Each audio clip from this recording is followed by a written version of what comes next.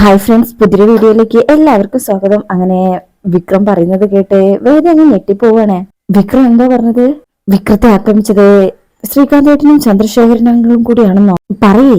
വിക്രം ആദ്യം ഒന്ന് പറയാൻ മടിക്കുന്നുണ്ട്, ശേഷം പറയും അതെ, ബൈക്കിൽ നിന്ന് തന്നെ ഇടിച്ച് താഴെ വീഴ്ത്തി. അല്പസമയം കഴിഞ്ഞ് രണ്ടുപേരും കൂടി വന്ന് നോക്കി എനിക്ക് ശ്വാസം ഉണ്ടോന്ന്. ആരും കാണാതെ ഞാൻ അവിടെ കിടന്ന് ചത്തുപോയിക്കൊള്ളുന്ന രണ്ടുപേരും ഉറപ്പിച്ചു. വഴിയിൽ വേറെ ആരെങ്കിലും കാണുന്നതിന് മുമ്പ് സ്ഥലം വിട്ടതും അതുകൊണ്ടായിരിക്കും. ഭാഗ്യത്തിനാ ജീന ആ വഴിക്ക് വന്നത്. അതില് വേദയ്ക്ക് സങ്കടം കൂടെയാണ്. വിക്രം പറയും, നിന്റെ അച്ഛൻ കഴിക്കണമെന്ന് പറഞ്ഞു വന്നത് നമ്മുടെ കല്യാണ സദ്യ ഉണ്ണാനായിരുന്നില്ല ആഗ്രഹിച്ചത്, എന്റെ 16 അടിയന്തരം. അതിന് കഴിഞ്ഞില്ലല്ലോ എന്നോർത്ത് സഹി കെട്ടപ്പോ അയാള് വീണുപോയതാ. വേദ പറയും, വിക്രം ശ്രീയേട്ടൻ ഇങ്ങനെയൊക്കെ ചെയ്യുന്നേ ഞാൻ ഒട്ടും വിചാരിച്ചതല്ല. വിക്രം ചോദിക്കും, നീ പ്രതീക്ഷിക്കുന്നത് പോലെയാണോ അവരൊക്കെ പ്രവർത്തിക്കുന്നത്? അവര് പ്രതീക്ഷിച്ചതുപോലെ നീ പ്രവർത്തിച്ചിട്ടുണ്ടോ? അതിനുള്ള ശിക്ഷയായിട്ടാ എനിക്ക് തരാൻ നോക്കിയത്. നിന്റെ അച്ഛനും ഏട്ടനൊക്കെ ഭരിക്കുന്നത് ദേഷ്യമല്ല, ദുരഭിമാനം കൊണ്ടുള്ള പകയാണ്. എന്നെപ്പോലെ ഒരുത്തന്റെ കൂടെ ജീവിക്കുമ്പോ ഓരോ ദിവസവും ചോദ്യം ചെയ്യുന്നത് അവരുടെ അന്തസ്സിനെ തന്നെയാണ്. അതാ അവരുടെ വിചാരം. അതുകൊണ്ട് അവർ ഇനി ഇത് വിടാൻ പോകുന്നില്ല. ഇനിയും അവരെന്നെ ആക്രമിക്കാൻ ശ്രമിച്ചുകൊണ്ടേയിരിക്കും. അത് അവരുടെ തെറ്റല്ല, നീ ചെയ്ത് തെറ്റുകൊണ്ടാ. സമാധാനത്തോടു കൂടി ജോലിയും ബിസിനസ്സും പാർട്ടിയൊക്കെ ആയി നടന്നു ആ മനുഷ്യരെ കൊലപാതക ശ്രമത്തിലേക്ക് നയിച്ചത് നിന്റെ പ്രവൃത്തിയാണ്. അതിനുള്ള തെറ്റുകാരി നീയാണെന്ന് ഞാൻ പറയൂ. ഒരു തവണ ഞാൻ മാന്യം കൊടുത്തു, പക്ഷേ അയാൾ ഇനിയും ആ ശ്രമം അവസാനിപ്പിക്കാൻ പോകുന്നില്ലെന്ന് എനിക്കറിയാം. കൊല്ലാൻ അവർ ഇനിയും ശ്രമിക്കും. തിരിച്ചടിക്കാനും മരിക്കാതിരിക്കാനും ഞാനും ശ്രമിക്കും. അവസാനം രണ്ടിലൊരാളെ അവസാനിക്കൂ. അതാരാണെന്ന് അറിയില്ല. വേദ പറയും, അങ്ങനെയൊന്നും സംഭവിക്കില്ല വിക്രം, അതിനെ ഞാൻ സമ്മതിക്കില്ല. അപ്പൊ വിക്രം പറയും, അത് നടക്കാതിരിക്കണമെങ്കിൽ നീ തിരിച്ചു ചെല്ലണം, അതല്ലാത്ത വേറെ വഴിയില്ല. അപ്പൊ തന്നെ വേദ പറയും, വേറെ വഴിയുണ്ടായില്ല എന്ന് ഞാൻ നോക്കിക്കോളാം. വിക്രം പറയും, എനിക്ക് വേണമെങ്കിൽ ഇത് എന്റെ വീട്ടുകാരോട് പറയായിരുന്നു. അതോടുകൂടി ഇപ്പൊ നിന്നോട് കാണിക്കുന്ന സ്നേഹം അവസാനിച്ചേനെ. വേദ പറയും, വിക്രം പറഞ്ഞോളൂ, പക്ഷേ തിരിച്ചു തന്നെ ഞാൻ ഏട്ടനെ ജയിപ്പിക്കുന്നേ വിക്രം വിചാരിക്കണ്ട. ഞാൻ ഇവിടെ തന്നെ കാണും. അമ്മ ഇപ്പൊ കാണിക്കുന്ന സ്നേഹം ഇല്ലാതാവുന്നല്ലേ ഉള്ളൂ. ഞാൻ സഹിച്ചോളാം. അപ്പൊ വിക്രം പറയും, അമ്മ നിന്നെ സ്നേഹിക്കാതിരിക്കുമെന്ന് കരുതിയിട്ടല്ല. ആ പാവം ഇപ്പൊ അനുഭവിക്കുന്ന സന്തോഷം അത് നഷ്ടപ്പെടുമല്ലോ എന്ന് ആലോചിച്ചിട്ടാ. നീ വരുന്നതിന് മുമ്പുള്ളത് പോലെയല്ല ഇപ്പൊ അമ്മ. ആ സന്തോഷം ഞാനായിട്ട് ഇല്ലാതാക്കാൻ എനിക്കിഷ്ടമല്ല. പകരം നമ്മൾ തമ്മിലുള്ള ഈ ജീവിതം ശാശ്വതമാണെന്ന് എനിക്ക് ഉറപ്പൊന്നുമില്ല. അതുകൊണ്ട് നീ ആലോചിച്ച് ഒരു വഴി കണ്ടെത്ത്. Good night. അങ്ങനെ വിക്രം അവിടെ കിടക്കുമ്പോ വേദ ഇങ്ങനെ നിന്ന് ആലോചിക്കുക. ശേഷം പിന്നീട് കാണിക്കുന്നത് വേദ ഫോൺ എടുത്ത് ദീപ്തി വിളിച്ച് അച്ഛന്റെ വിശേഷവും കൂടെ ഏട്ടനെയും ചോദിക്കണേ. ദീപ്തി പറയും, ഇവിടെ ഇല്ല, വർഷേച്ചി വിളിച്ചിട്ട് അങ്ങോട്ട് ചെന്നിരിക്കണേ, നാളെ വരുന്ന പറഞ്ഞത്, വിളിച്ചിട്ട് കിട്ടുന്നില്ലല്ലോ എന്ന് വേദ പറയുമ്പോ അറിയില്ലെന്ന് പറയും. ശരി, വരുമ്പോ ഞാൻ വിളിച്ചെന്ന് പറയണം. എനിക്ക് ശ്രീയേട്ടനെ കാണണം, നാളെ തന്നെ പറ്റുമെങ്കിൽ. ഉച്ചയ്ക്ക് മുമ്പ് ചിദംബര ക്ഷേത്രത്തിന്റെ അരികിലേക്ക് വരാൻ പറയണം. സമയം നീ എനിക്ക് മെസ്സേജ് വിട്ടേക്ക്, അത്യാവശ്യമാണെന്ന് പറയണം. അച്ഛനെ ഈ അവസ്ഥയിലിരിക്കുമ്പോ വീട്ടിൽ വന്ന് കണ്ടാൽ ശരിയാവില്ല, അതുകൊണ്ടാ. ശരി എന്ന് പറഞ്ഞ് കോള് കെട്ടാൻ നേരത്തെ ദീപ്തി, ചേച്ചി ഞാൻ അച്ഛൻ വേണമെന്ന് പറഞ്ഞപ്പോ ആ സമയം വല്ലാണ്ട് ഇമോഷണലായി. അതാ അവിടെ വെച്ച് അങ്ങനെ പെരുമാറിയത്, ചേച്ചിക്കൊന്നും തോന്നരുത്. വേദ പറയും, കുഴപ്പമില്ല മോളെ, ശരി എന്ന് പറഞ്ഞാൽ കോള് കട്ട്. എങ്കിലും വേദ അങ്ങനെ കോള് കട്ട് ചെയ്തൊരു ഇപ്പൊ ദീപ്തിക്ക് ഒരു സങ്കടമുണ്ട്. ശേഷം പിന്നീട് കാണിക്കുന്നത് വിശ്വൻ എന്തോ കണക്ക് കൂട്ടലാണ്, ഒന്നും ശരിയാവുന്നില്ല. അപ്പോഴായിരിക്കും ഇത് കണ്ട് ശ്രീചേട്ടത്തി വരുന്നത്. എന്താ വിശ്വേട്ട ചെയ്യുന്നത്? വിശ്വൻ പറയും, കുറച്ചു ദിവസമായിട്ട് കിട്ടിയ പൈസ കണക്ക് കൂട്ടായിരുന്നു. വിശ്വേട്ടൻ ലോട്ടറി വിൽക്കുന്നെന്ന് അറിഞ്ഞിട്ടും ഞാനൊന്നും ചോദിക്കുന്നില്ലെന്ന് കരുതുന്നുണ്ട്. വിശ്വൻ പറയും, അതിലെന്താ ഇത്രയ്ക്ക് ചോദിക്കാനുള്ളത്? കേരളത്തിൽ ഏറ്റവും കൂടുതൽ ആൾക്കാര് ജോലി ചെയ്യുന്ന ഒരു മേഖലയല്ലേ അത്? ശ്രീചേരൻ എന്നാലും എത്രയും നല്ല ജോലികൾ കിട്ടിയിട്ടും അതിനൊന്നും പോകാതെ ഇപ്പോ. അപ്പൊ വിശ്വൻ പറയും, ഹേയ്, ഈ നല്ല ജോലി മോശം ജോലി എന്നൊക്കെ പറയുന്നതിൽ എന്ത് കാര്യമുള്ളത് ശ്രീജെ?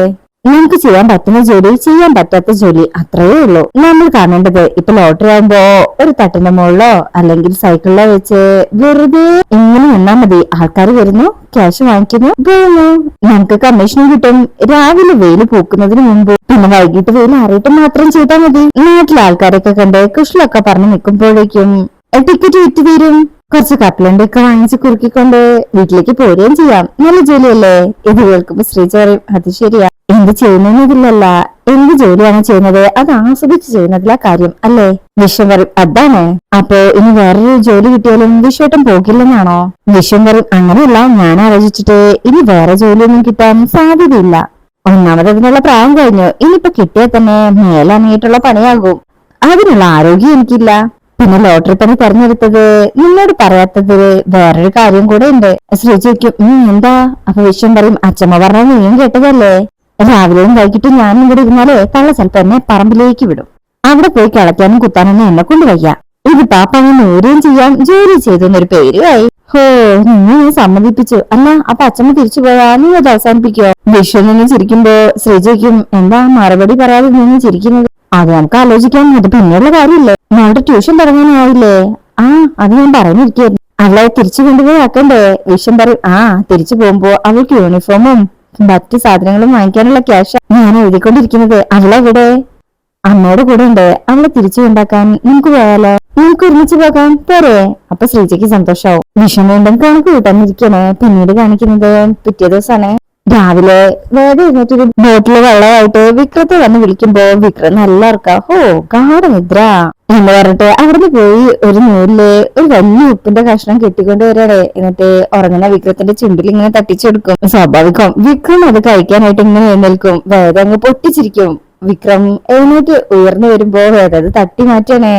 അങ്ങനെ വിക്രം ഡി എന്ന് പറഞ്ഞ ചാടി എഴുന്നേൽക്കും.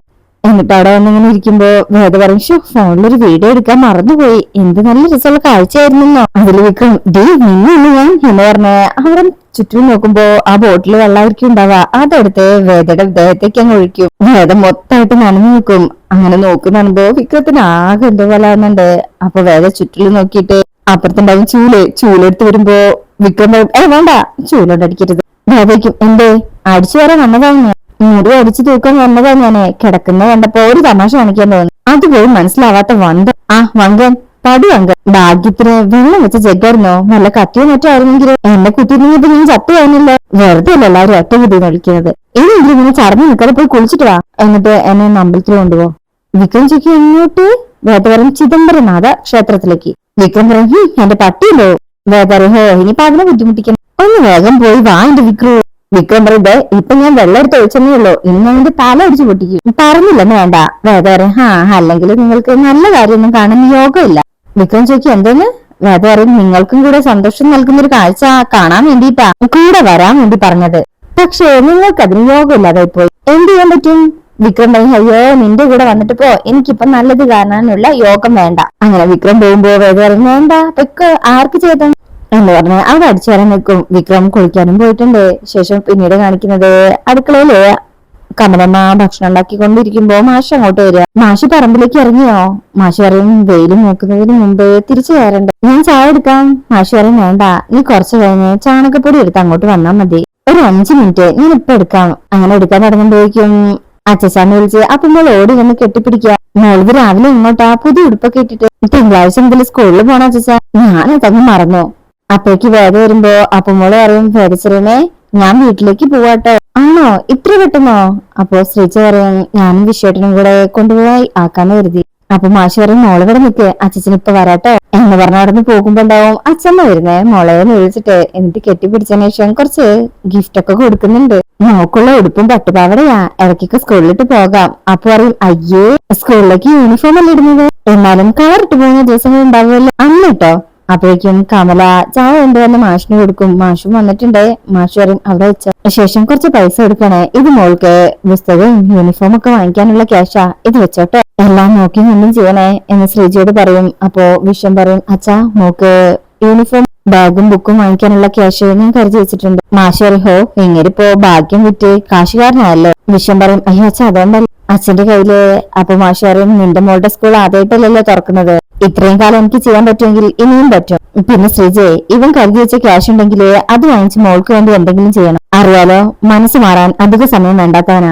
വാവ അടുക്കുന്ന നേരത്ത് കന്നുകാലികൾക്ക് ഉണ്ടാകുന്ന ഇളക്കം പോലെ ഇവന്റെ ജോലിപ്രയാണം ഉണ്ടാവോ, അത് അവസാനിക്കാനും അധിക സമയം വേണ്ട. അങ്ങാടിപ്പോയി ആരെയും നിൽക്കാത്ത പോലെ ഇവൻ സ്ഥിരമായ ഒരു കാര്യം ചെയ്യുന്ന എനിക്ക് വിശ്വാസമില്ല. അതിൽക്കും വിശ്വത്തിനും ബാക്കി എല്ലാവർക്കും വിഷമമുണ്ട്. എല്ലാവരും എന്തിനാ ഇപ്പൊ ഇങ്ങനെ അച്ഛൻ സംസാരിക്കണം എന്നുള്ള രീതിയിലാണ് നോക്കുന്നത്. അങ്ങനെ ചായ കുടിച്ചിട്ട് ഗ്ലാസ് കമലയുടെ കയ്യിൽ കൊടുത്ത് കമലം ഞാൻ ഇറങ്ങാ, അപ്പൂനോടും പറയും മോള് പോയിട്ട് വാട്ടോ എന്ന് പറഞ്ഞ നെറ്റിലൊരു ഉമ്മ കൊടുക്കും. പോയി കഴിഞ്ഞാ അച്ഛമ്മ വിശ്വത്തോട് പറയും അവൻ പറഞ്ഞത് കാര്യമാക്കണം, അവനിന്റെ അകവും പുറവും അറിയാലോ. കമല പറയും പക്ഷേ ഇത്തവണ നീ സ്വയം തോന്നി ഇറങ്ങിയത് നന്നായിന്ന് അമ്മ പറയോ, ആ തോന്നലിന് നിന്റെ മനസ്സ് മാറരുതെന്ന് മാത്രം.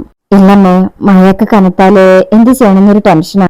അപ്പോ വേദ പറയും അങ്ങനെയാണെങ്കിൽ കവലയില് ഒരു ലോട്ടറി കട തുറക്കണം. ഇപ്പൊ എത്ര ആൾക്കാരാ ലോട്ടറി കട ഇരുന്നത്?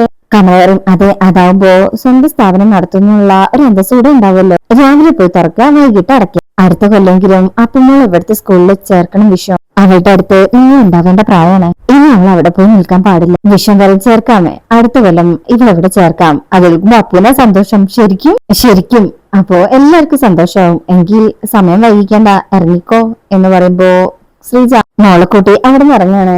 അച്ഛമ്മയെ പിടിച്ചോണ്ട് വേദയും ഈ സമയത്തായിരിക്കും വിക്രം കുളിച്ചു വരുന്നത്. അമ്മയെ ചായാന്ന് ചോദിച്ചുകൊണ്ട് ആ കയറി വരുന്നത്. ചെറിയച്ച എന്ന് വിളിച്ച് അപ്പു വരും. രാവിലെ തന്നെ സുന്ദരിക്കുട്ടി എങ്ങോട്ടാ ഡ്രസ്സൊക്കെ മാറിയിട്ട്? ശ്രീജ പറയും അവളെ വീട്ടിൽ കൊണ്ടുപോയി ആക്കാൻ പോവാ. തിങ്കളാഴ്ച മുതല് സ്കൂള് തുറക്കുമല്ലോ. ഞാനത് മറന്നു. അപ്പുവിന്റെ അടുത്ത് പറയും മോളെ നന്നായി പഠിക്കണം കേട്ടോ. ശേഷം ടാറ്റയൊക്കെ പറയും. അപ്പോഴേക്കും കമലമ്മ ചായ കൊണ്ടുവന്ന് വിക്രത്തിന് കൊടുക്കണേ. അമ്മയുടെ സുന്ദരിക്കുട്ടി പോവാണോ? അങ്ങനെ യാത്ര പറഞ്ഞ് അപ്പൊ മോളെ കൂട്ടി വിശ്വം അവിടുന്ന് പോവാണ്. പിന്നീട് കാണിക്കുന്നത് വിക്രത്തിന്റെ ഷർട്ടൊക്കെ ഇങ്ങനെ അയൺ ചെയ്ത് വെക്കുകയാണ് വേദ. ഈ ഒരു കാഴ്ച കണ്ടിട്ട് ആ വിക്രം വരുന്നത്. നീ എന്താ ചെയ്യുന്നത്? വേദയ്ക്കും കണ്ടിട്ട് മനസ്സിലായില്ലേ? വിക്രം പറയും അത് തന്നെയാ ചോദിച്ചത്. എന്റെ ഷർട്ടും പാൻസും ഒക്കെ എടുത്ത് അയൺ ചെയ്യാൻ നിന്നോട് ആരാ പറഞ്ഞത്? വേദ പറയും ഇത്തിരി വൃത്തിയിലും വെടുപ്പിലും ഇതിരുന്നോട്ടെ എന്ന് കരുതി. എന്താ എങ്ങനെയുണ്ട് എന്ന് പറഞ്ഞ് കാണിച്ചു കൊടുക്കുമ്പോ വിക്രം അത് വാങ്ങിച്ചിട്ട് പറയും അസലായിട്ടുണ്ട്. അയ്യപ്പേട്ടന്റെ കടയിൽ നിന്ന് തേച്ച് കിട്ടുന്നത് പോലെ നീറ്റ് ആയിട്ടുണ്ട്, താങ്ക് യു എന്ന് പറഞ്ഞതിന് ശേഷം അത് അവിടെ വെക്കും. ശേഷം പേഴ്സിന്ന് പൈസ എടുത്ത് 30 രൂപയുണ്ട് എന്ന് പറഞ്ഞു കൊടുക്കുമ്പോ വേദയ്ക്കും എന്തിനാ? ഒരെണ്ണത്തിന് 12 രൂപയാ അയ്യപ്പേട്ടൻ വാങ്ങിക്കാ, നിനക്ക് ബാക്കി ടിപ്സ്. എനിക്ക് ആരുടെയും ഔദാര്യം ഇഷ്ടമല്ല, പ്രത്യേകിച്ച് നിന്റെ. ശരിയൊക്കെ, അതിനു മുമ്പ് നിങ്ങളുടെ അക്കൗണ്ട് നമ്പർ ഒന്ന് പറയോ? വിക്രം ചോദിക്കും എന്തിനു?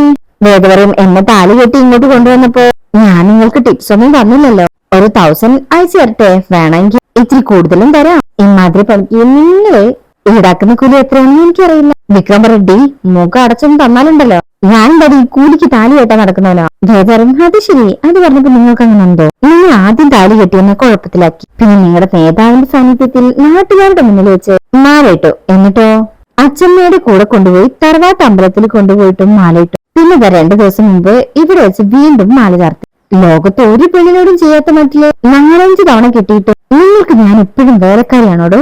വേറെ ആരെങ്കിലും കേട്ടാലുണ്ടല്ലോ നിങ്ങളുടെ കാരണമായിരിക്കും അടിച്ചു പൊട്ടിക്കാൻ പോകുന്നത്. ഒന്നിനു പകരം 4 തവണ എന്നെ കല്യാണം കഴിച്ചിട്ട് ഇപ്പോഴും നിങ്ങൾക്ക് എന്നെ ഭാര്യയായിട്ട് അംഗീകരിക്കാൻ കഴിയില്ല അല്ലേ? നിങ്ങൾ എന്താ എന്നെ കുറിച്ച് കരുതി വെച്ചിരിക്കുന്നത്?